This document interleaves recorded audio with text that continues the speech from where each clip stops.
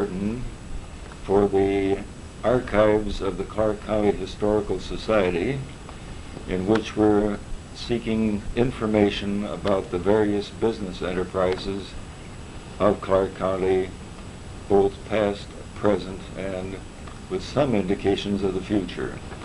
So I turn now to Mr. Gordon, a longtime friend. Bob, give us some idea as to how you got involved in the business community of Springfield. Well, actually, the air tool manufacturing company was started in about 1930 by Walter T. Hamilton. And Mr. Hamilton put up 100%, or at least 98% of the money for the company at that time. They didn't do any manufacturing at that time. They had space in the old Shuey building on Center Street. And they had all their products made either at a Steel Products Engineering Company or Thompson Grinder Company. They just farmed it out, and then they would take it back to the Shuey building and assemble the pieces. And they did that for about 6 years. And then Mr. Hamilton decided, along with Grover Ilgen, who was the #2 man and the sales manager, that they would start their own company and manufacture the products. What was the main product? Tube cleaners and tube expanders, used primarily in oil refineries, and well, any type of boilers. And back at that time, they were even used on steam locomotives for the railroad companies. Had a brush attachment to it? It was a pneumatic motor driven by about 90 pounds of air. And on the front of this motor, which would go back in the tube, it had a cutter head on the front of it. And it would drive it, 6,000 to 8,000 RPM back through the tube and would clean out the residue in the tubes. And they used it in superheaters, exchangers, transfer lines. And in the oil refinery, you have tubes all over the place, and they all have to be cleaned because they all get corroded inside. And especially where they're making the gasoline. It goes through so many different phases in making the gasoline. And you have a tube coming off here, and a tube here, and a tube here, and every one of them has coke or something in it. And then the superheater tubes, you have lime in them, like you would have in a hot water heater. And those tubes all have to be cleaned. And that's what we made. So a brush was not involved. It was a cutter. Yeah, you would use a cutter head, and then in some of the tubes that was lightly coated, you would use a wire brush, an expanding wire brush. I know this isn't going to take this down, my finger's moving, but these little brushes would expand it out, and by centrifugal force, just make more pressure on there and cut it loose. So you used a lot of brushes, but they were expanding brushes, some twist type brushes, but mostly expanding brushes. Well, anyhow, they decided they would manufacture them as their own plant. So Clark Patton, who at that time was superintendent of Steel Products Engineering, decided to go in with them. And he went up to Air Tool in the Shuey building as superintendent. They only had maybe half a dozen people before that, just to assemble these things and ship them, and didn't do a lot of business at the time either. But then they started the manufacturing, and several of the fellows at Steel Products, myself included, had worked on air tool products at Steel Products Engineering Company. Oh, you were at Steel Products before then? Yes. I see. Yes. I was decided to learn a trade. I had gone to business college for a couple of years, and this was back in 1931 when you couldn't get a job anyplace. And I don't know how much of this you want on. Sure. You couldn't get a job anyplace. And I had worked for a neighbor when I was in junior high and all through high school, I guess, taking care of his cows and his sheep and all that stuff. And he was county commissioner at the time.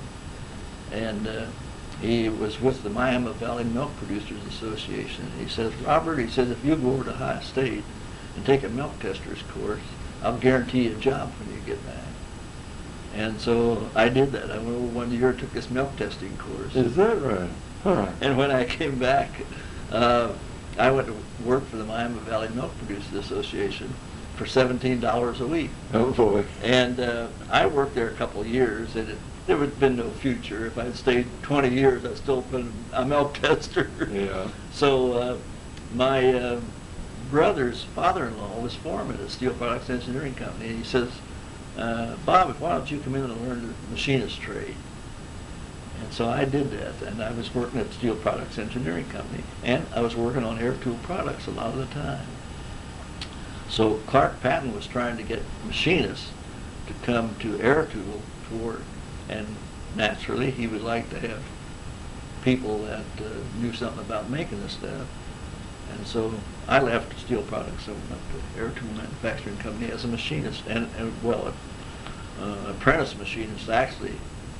I'm so glad you got this reference in about Clark Patton, because he's dead, and I didn't get to interview him. Oh.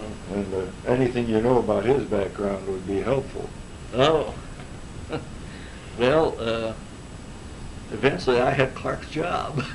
Oh? Yeah, Clark worked there, probably 4 or 5 years, I guess. And by mutual consent, that Walter Hamilton and Clark decided they'd split up. And if you turn that thing off, I'll tell you something interesting.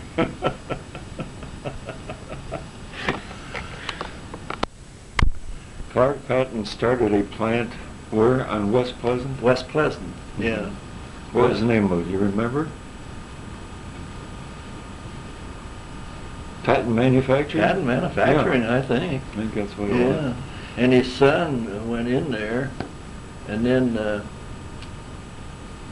who bought that out recently? He just went on as a board at the bank. Chet Waffle. Chet Waffle eventually bought out Clark Patton. How do you spell that? Waffle? W-A-T-H-A-L. W-A-T-H-A-L. Waffle. Back to Walter Hamilton. How old was he when he got started in this business? Had he been in some other business before? Well, he had been with the Lagunda Tool Company in Pennsylvania somewhere. And they moved to Springfield, the old Lagunda Tool. Yeah. They moved out of Springfield, and Walter Hamilton, I don't know what position he had in the company. I said maybe he was third man or something like that. And he decided to start up a company and make his stuff himself. Mm-hmm. And that's how they started. He was not a wealthy man when he started this. No, I wouldn't say he was wealthy. Mm-hmm. But above average, but not wealthy. Yeah. About how old a man? When he started? When he started your business? Well, shut that off, I figure. You said then that Walter Hamilton was about 50 years old when he started Air Tool. Right. Had he bought that name from someplace, the name Air No, Tool? he and Grover Ilgen got together and just decided that, and that's what they incorporated under. This sounded like good. It was an air tool that they were making, so they called it Air Tool, all one word, A-I-R-E-T-O-O-L, manufacturing company. And this second man you mentioned, how do you spell his name? Grover, G-R-O-V-E-R-I-L-G-E-N. He had been a salesman for tube cleaners, where I don't know. But he was kind of in on it, and I think maybe had a little bit of the stock, but it would have been very little. But he died fairly early. I imagine he died probably in his 60s. Mm-hmm. So he hadn't, for the first years that I was there, probably he died after I was there 12 years or so. Mm-hmm. Mm-hmm. And the new sales manager came in. Well, anyhow. So you came from steel products to air tool Correct. in a worker's capacity. Well, an apprentice machinist. Yeah. Yes. And Clark Patton was your soup. He was a soup, yes. Yeah. And at that time, he had gotten together, got about maybe 30 people in the shop. Mm-hmm. And he had some first-class machinists too, and but the whole group probably was 30 people. Now this was still in the Shuey building? Yes. Yeah. Yeah. Okay. Then where did we go? Well, we just kept growing. We were the smallest in the production of tube cleaners and tube expanders in the country, in the world, I guess. Did you have but- local competition? Yes, the Gundy Company, which is still operating here in Springfield. Yeah. I guess they still are. And Lou Kunzler, you remember Lou Kunzler? Yes. Well, Lou was the top man out there, Mm-hmm. and they were our biggest competition actually. But eventually, we got larger than they were.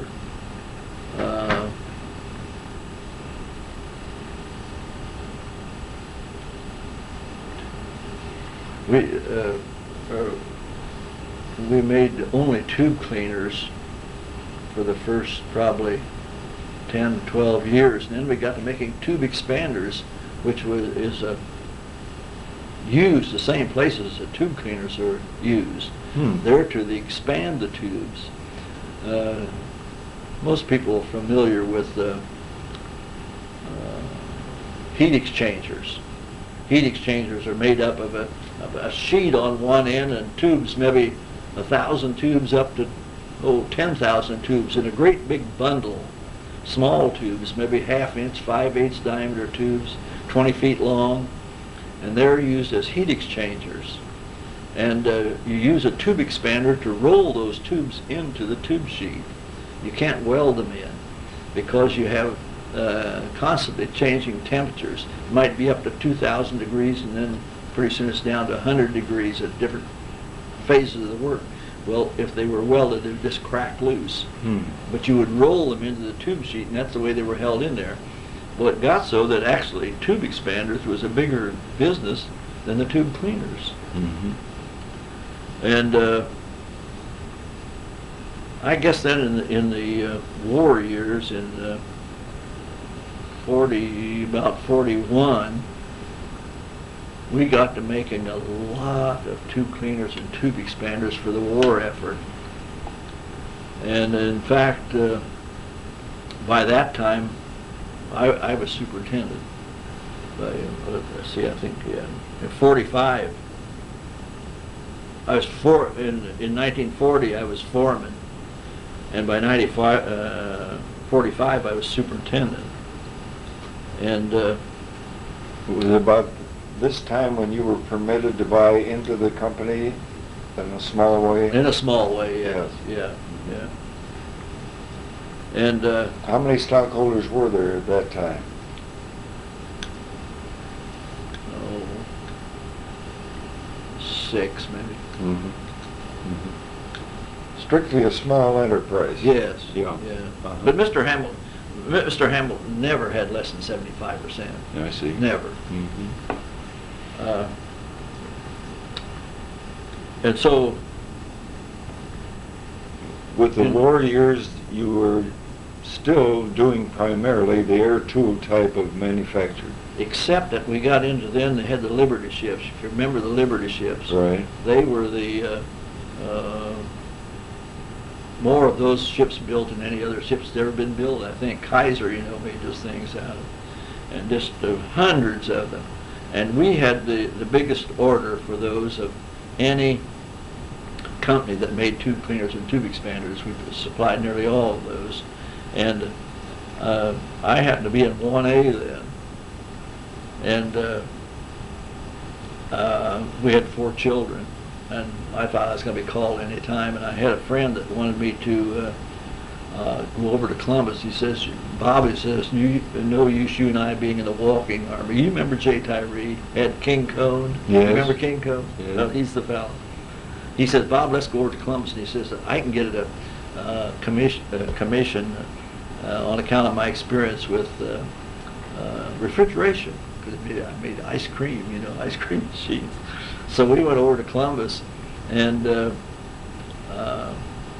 went to the Navy, and the Navy says, well, he says, what do you do? And Jay says, well, I make ice cream and have a couple stores. He had 2 stores at the time. And they said, what do you do? And I says, well, I'm superintendent of the air tool manufacturing company. He says, what do you make? And I said, tube cleaners and tube expanders. I says, who do you make them for? I says, well, at the present time, we're making most of them for the Navy. Right away, I was frozen on my job. Oh, is that right? And the next day, Jay was on his way to California. They sent him out there, and he got, I think, maybe, I don't know, above a private anyhow, Yeah. maybe a sergeant, something like that. But I was frozen on my job during the whole war, and that's about all we did was Navy work for about 4 years there. It was nearly all for the Navy. You weren't allowed, they let the refineries. Refineries were way up the top in priority because they had to have gasoline, and so we made nearly everything we made there for about 4 years was for oil refineries and the Navy. And then in 1952, I was made general manager, and I don't know whether you know. You probably do remember we had what we call hard currency and soft currency back in the late 40s and early 50s, and if you're doing a lot of foreign work, you didn't want soft currency, you wanted hard currency. Oh, yeah. And so the Dutch were always bankers for the world, like Switzerland, you know. The Dutch would take any money; they didn't care what kind it was, and you'd get it back in dollars if you wanted it.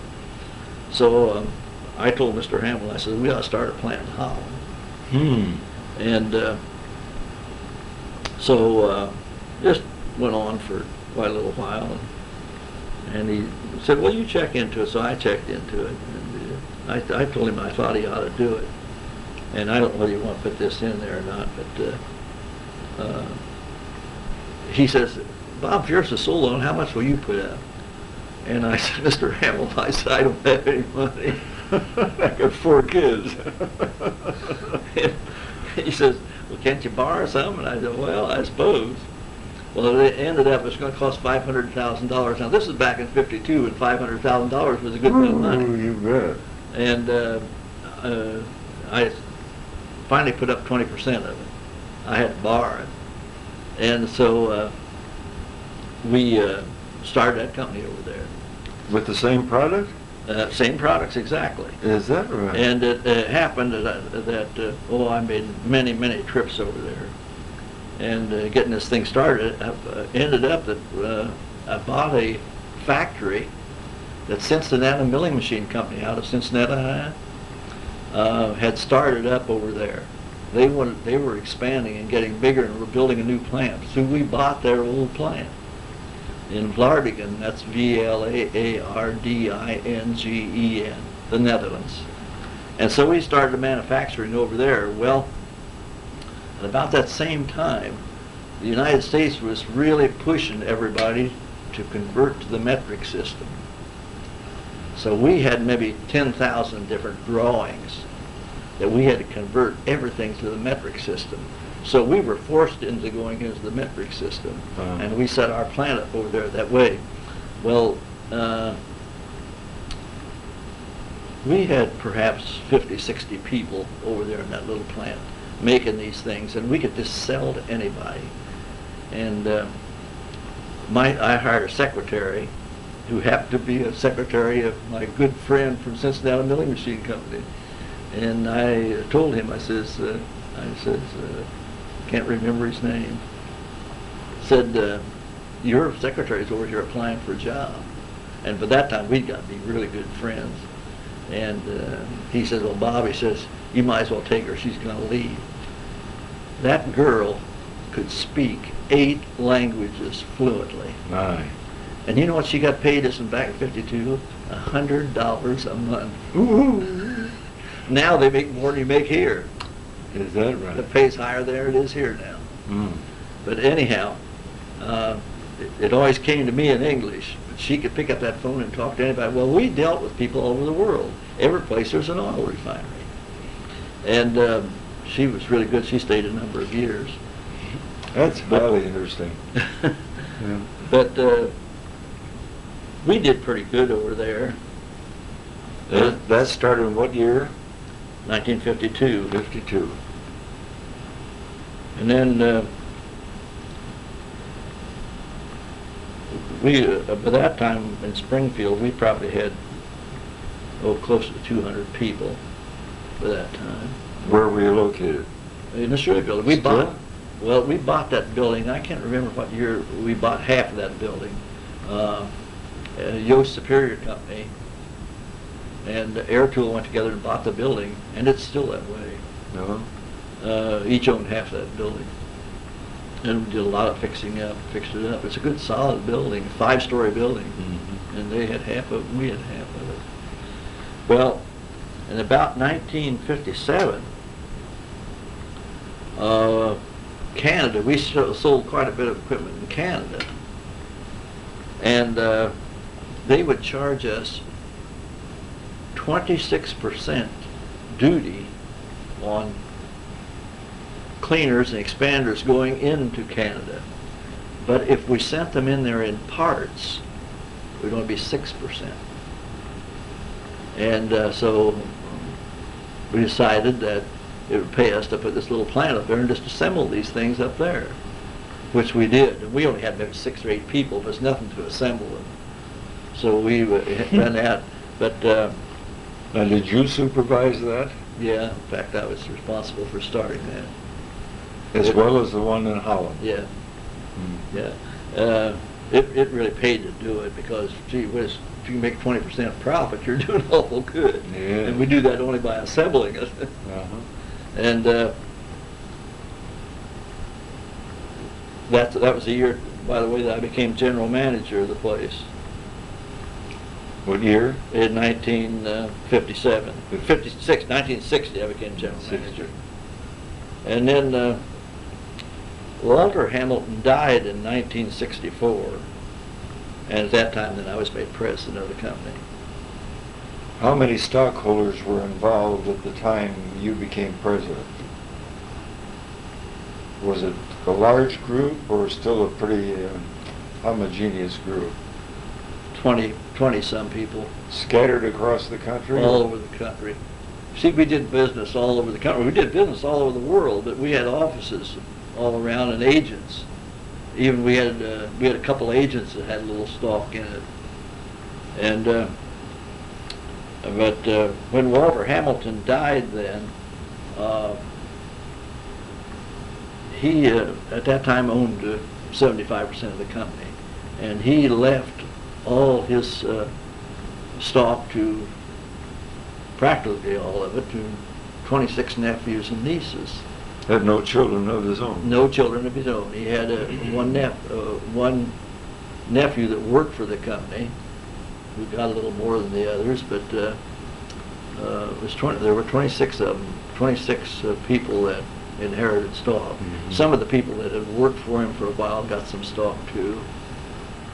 And but in his will, it was left that everybody was responsible for paying their own inheritance taxes, which at that time was 40%. So we had people that were inheriting money, and Harold Gilliam and I, together with Oscar Martin of the Martin Brown Hull Harper attorneys, were the executors. Harold Gilliam and I were the executors, along with the attorney firm, and it was just impossible for these people to come up with money to pay their inheritance taxes. So there wasn't anything to do but to sell the company. Had you been approached to sell the company before that? Oh yes, Had you? yes. But you see, it took It took 3 years to settle his estate and to sell the company.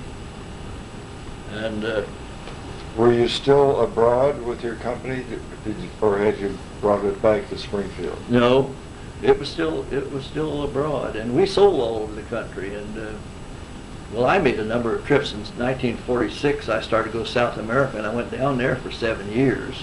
I'd go down there anywhere from 6 weeks to 12 weeks out of the year. Just go to every refinery down there.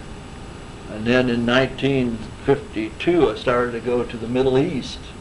My land. And I'd go to Saudi Arabia and Iraq, Iran, and all through the Persian Gulf. I never knew that side of you. Didn't you really? No, I Oh, didn't. I traveled. Wow. I went clear around the world in 1964.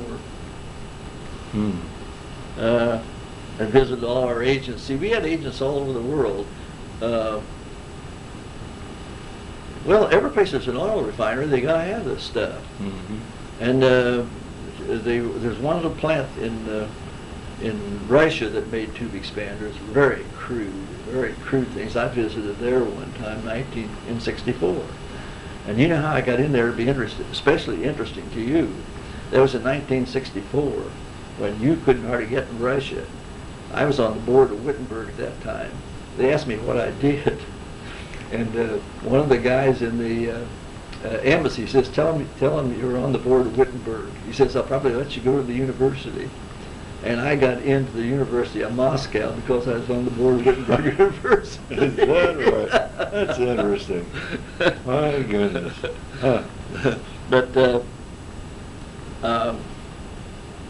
Did you set up any factory other than Holland and the assembler in Canada? no. So everything was still pretty well concentrated here. Yeah. Now, we had one agent in California that kept quite a stock of stuff.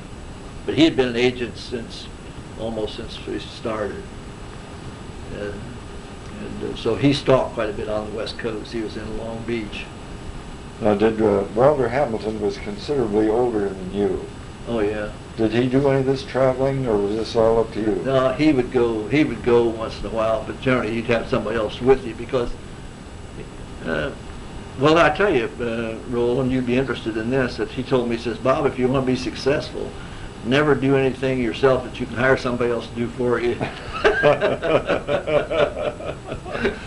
Yeah. And that's pretty much his philosophy, was hiring people to do it for him. And he was good at it, and great guy to work for. Yeah.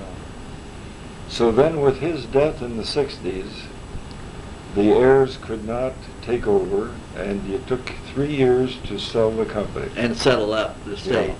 Yeah. And actually, in that time, Symington Wayne first bought it. But it wasn't for a couple of years later that Dresser Industries bought Symington Wayne. How do you spell that? Symington Wayne, Uh-huh. Symington hyphen Wayne. Where were they based? In Salisbury, Maryland. Uh-huh. And they made gasoline pumps. They still do. The gas station, Symington Wayne pumps. That was their biggest part, but they had other things they made too. But they were trying to get into small tool business, and they were in the small. They made pneumatic hand tools, like impact wrenches, nut runners, screwdrivers, air operated. They made those too. Well, Air Tool finally got in the business of making those things too. But it never went over great big. We did it for 6 or 8 years, but it never went over too good. But then Dresser then came in and brought out Symington Wayne. And where was Dresser based? Dresser is in Houston. And, well, they got offices everywhere. They're, well, I don't know, $5 billion company, I think, now. And What was their main interest in buying Air Tool? for the small tool division. And in fact, now, in the last 2 years, they've spun off the small tools into what they call Indresco, Indresco. That's only been in the last 2 years. It's still owned by Dresser, but they, for tax purposes somehow or other, they put all the small tools into Indresco. But the the company here in Springfield is still the Air Tool Manufacturing Company, division of Dresser Industries, in Still in Dresco the- division. Oh my goodness. Oh my. Air Tool Manufacturing. Division of Dresser Industries is close to that. Yeah. Oh my. And how many employees are there now?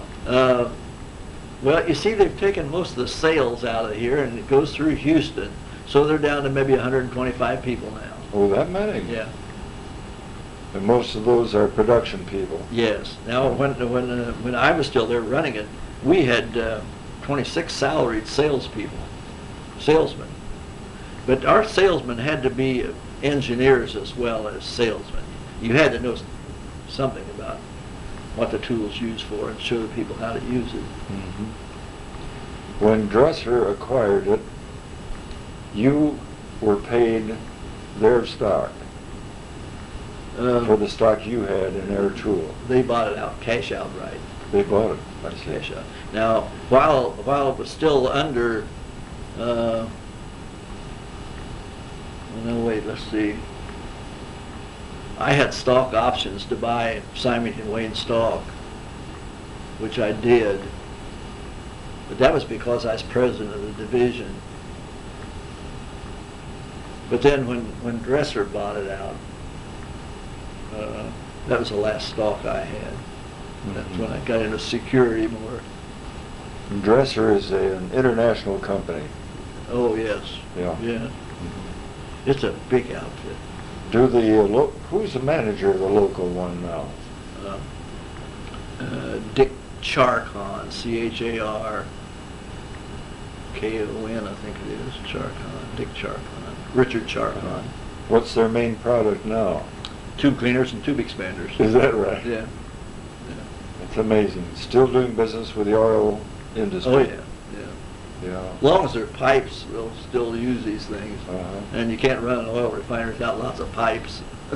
Yeah, my goodness. What's your idea of Dresser coming into this community of Springfield? Did they see a red-hot business that they could acquire at a pretty decent price, or were they attracted by the employment possibilities here in Springfield? No, it fit in with they've been in the oil business, primarily in the production of oil. They'd never been into the refining of oil. But the small tool division was interested in us, and primarily because Air Tool made money. For years, we never made less than 20%. And Dresser itself, they're lucky if they make 4 or 5. But we always made about 20% profit, which is phenomenal for a manufacturing company. I would say. Yeah. You think they still do? Well, I think our division does. Yeah. They don't. It's not the same with a big company like it was a small company. No.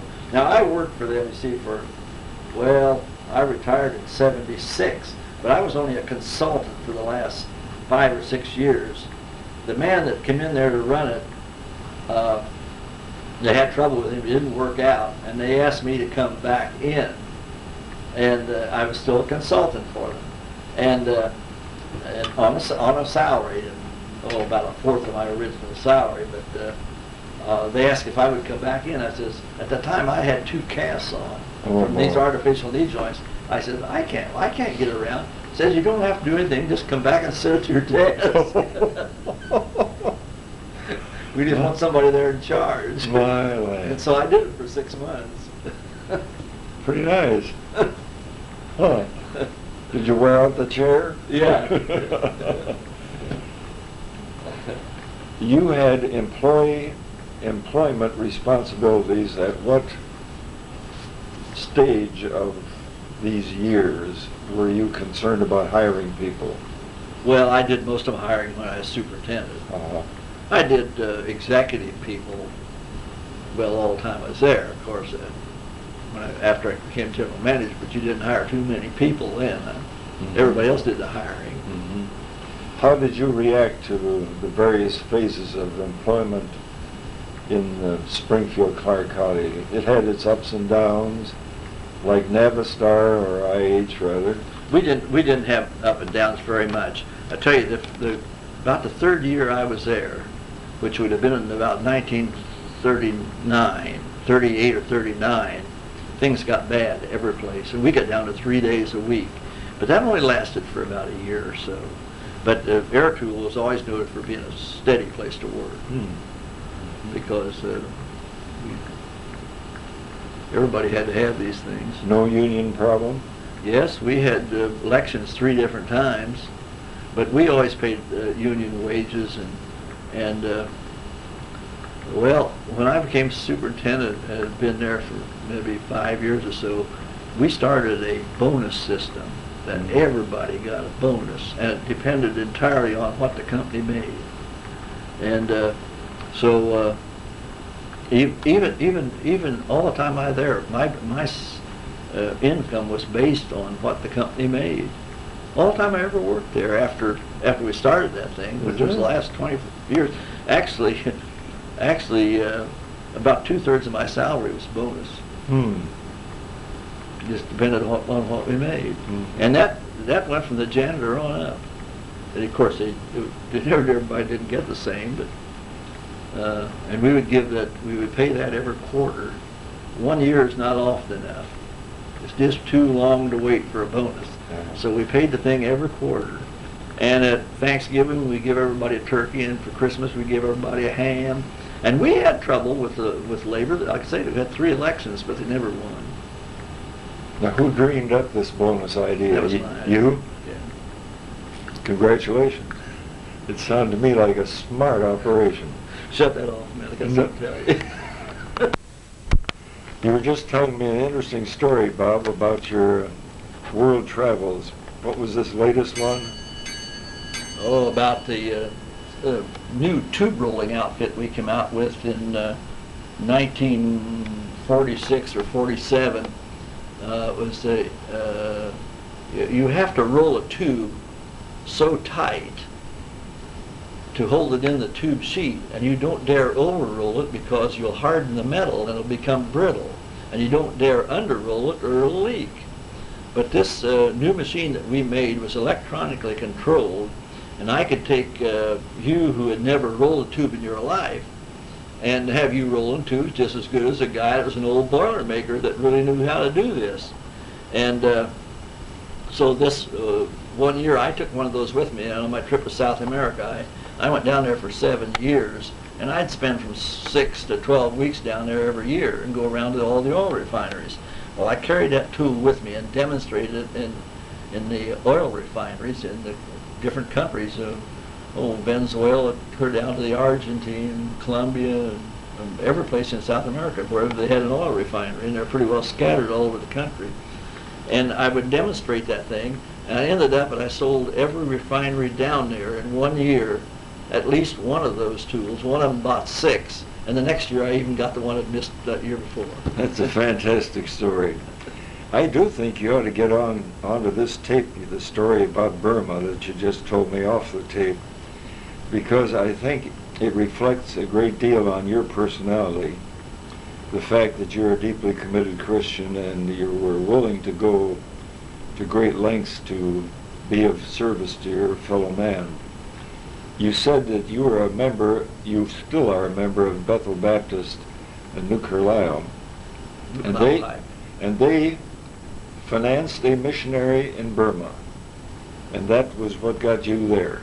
That's right. We didn't take care of all of his finances, but he was the main missionary for Bethel Baptist Church. It's a small church. We have a congregation of about 150 people usually. But we had supported this missionary for a number of years, sending agricultural products down there. Now this man, William Hackett, Hackett, had been a missionary in Burma for years and years, spent practically his whole life down there. They had 2,000 acres of land down there, which they had cleared with elephants. They had pulled the trees out with these elephants and cleared the land, and it was good land. Well, our Sunday school class would get together, and we'd get seeds of all kinds, onions, radishes, peas, whatever. And during our class meeting and recreation time, we would put them in little plastic sacks and have them all fixed up, and we'd ship them down there for them to plant. Well, they had some chickens down there, and so we thought it might be a good idea to send some certified hens, or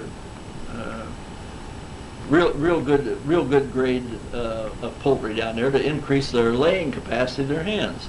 Well, it so happened that we had working for us one of our salesmen who had been an employee of the old Buckeye Incubator Company here in Springfield, Ohio, which went defunct well, back probably in the 30s, I would imagine. I don't remember exactly when.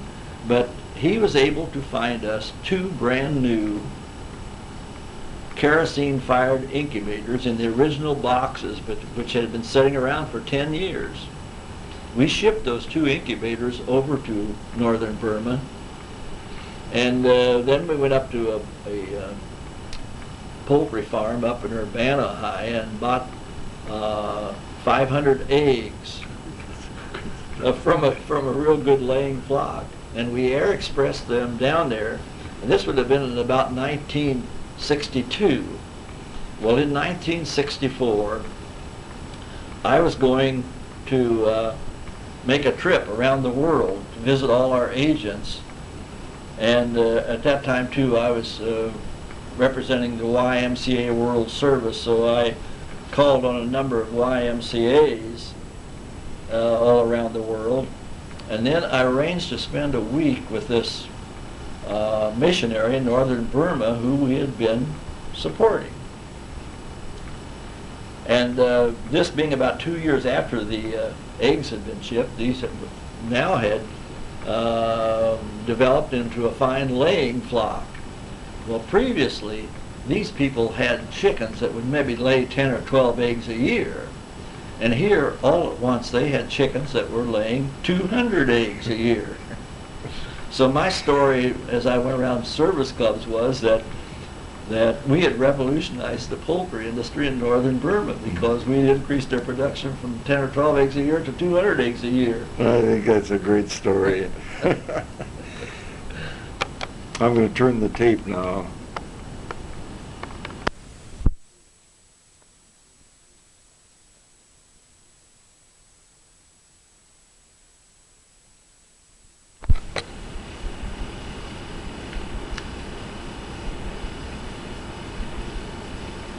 Here we are on the other side of the tape, Bob. I was so glad to get those interesting stories on the tape because they give to someone who will read this maybe 50 years from now, maybe 100 years from now, an idea about you that simply was not reflected in your industrial life. I think it's time to reflect a little bit on Springfield. You've been involved in Springfield, you've been an international businessman. What do you find the attraction in this community to be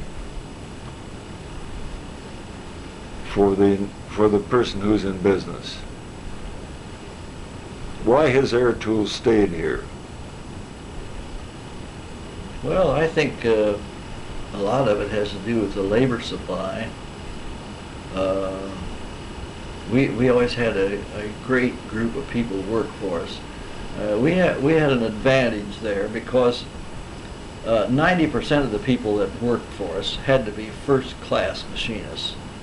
These were precision tools that we made, and were held to very close tolerances. So you couldn't take just the average guy off of an assembly line and put him on to making these tools. He had to first spend some time as an apprentice in the field of tool making or machine tool operator, or in design. We designed a lot of special sizes and special applications of tube expanders. In particular, they had to be made to a size. To give you some idea about that, You've probably seen in the filling station these great big tubes about 12 inches diameter that they have under the car that you pull in on a rack for a lube job. They'll put your car up in the air. Well, that piston that goes down in there is a precision ground piston. Well, it has to go through a tube to hold that thing. It fits up like a cylinder in an automobile block. It has to fit that close. Well, you not only had to have that tube perfect in regard to size, it also had to be hard metal, so it wouldn't wear out. And so we made an expander that made that tube, and not only sized it but hardened it to a specific hardness. So you made tools to do that. So our engineers, we didn't have too many engineers, about half a dozen, but they had to know what they were doing. So there was a lot of design work. So we always had first-class people working for us, and even in our sales force, they not only had to be salespeople, but it wasn't like selling a carpet cleaner or a broom or something like that. They had to be able to go in and talk to the people that were knew about building boilers and heat exchangers and they actually assisted the person in getting his work done. So you really had to break it going in to sell it. And if I would come to you and try to sell you a tube expander, I could talk to you all day. You don't need a tube expander. But if you needed a tube expander and didn't know how to operate it, you'd be glad to see me because I could show you how to do the job. And that's the way our salespeople were. So we had good people working, and that made it easier in hiring people. A little harder to find sometimes, but you didn't have much turnover. We didn't have much turnover in employees. Were most of your salespeople Springfielders? Not most. Maybe half of them probably, because these people were scattered all over the United States. Did you use manufacturers' reps or entirely your? We use manufacturers' reps in some instances, not if we could help it, because most manufacturers' reps handle too many different products, and they won't concentrate on your product enough to know how to help anybody. So it would end up we'd have to send a man out of the plant to show the rep how to do it. Did you have any strikes at any time? The only strike I ever had was in our plant in Holland. I'd been over there maybe a couple of years, and funny thing about it was that we'd been there about 2 years or so, and a fellow that I'd hired, who was a Dutchman, to be manager, didn't work out, and I had to let him go. And boy, those people are loyal to their Dutchmen, and they went on strike. But it happened that I hired an Englishman to come in then. He wasn't doing any good, and they all knew he wasn't doing any good. But I happened to go to the Burgermeister, Burgemister, who is the mayor of the town. And he's, oh my, we can't have a strike. But it didn't last but a day or so. But we never had one in Springfield. How do you feel about the future of Springfield? I know you've been out of touch with production and hiring and all of that, but you're sensitive, I'm sure, to the climate in Springfield. You talk with friends of yours who are in business. Do you see our community as an alive place? Oh, I think so, Roland. Like I say, I haven't been in manufacturing for, 19 years, but I've been on the board of the bank and Security Bank there, and we think Springfield has a bright future. We've had phenomenal growth in the bank. That's fantastic. Yeah, it's been a great thing, and that's been a great thing for me too. I've enjoyed it as much as anything I ever did. Is that so? Yeah. You also enjoyed owning the stock. Very, very much. So do I. I'll tell you more about that every day. But Springfield is not growing in population internally, but you get outside of town and there's new houses going up every place. Just amazing. Yeah, I don't know where they're going to have the farms pretty soon. I don't know where the people are coming from. I don't either. Who occupies all of these places? I don't know. I have no idea. I don't know. But I think Springfield's a nice place to live. We have Wittenberg University, and we have now the new Kuss Auditorium. And Clark State is Clark doing State's nicely. doing very well. Very well. And the vocational school has been an asset to Springfield. Now we're going to get a new superintendent of our public schools, we Right. hope. She's Yeah. going to do the job. Yeah. Yeah. And we're going to be looking for a new president for Wittenberg. Right. You feel optimistic about the community? Yes, I do. I do. Well, I like Springfield.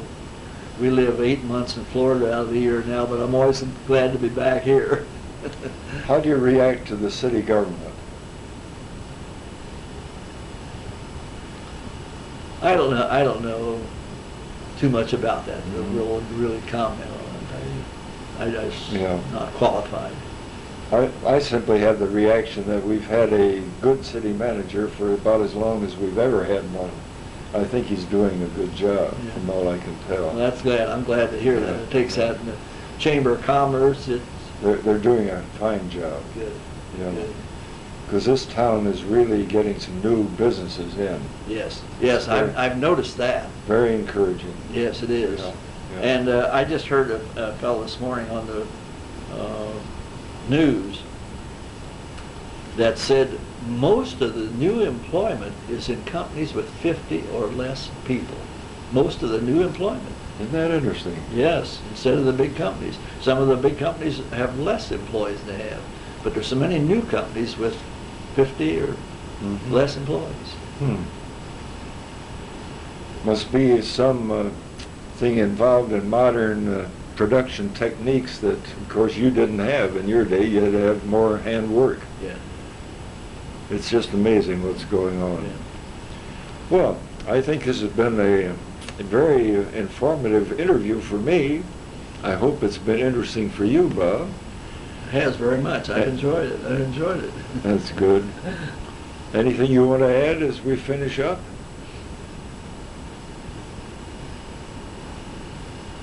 Well, I can't think of anything right offhand, Roland. Mm-hmm. If you do, add it when I bring you the script Okay, back. okay.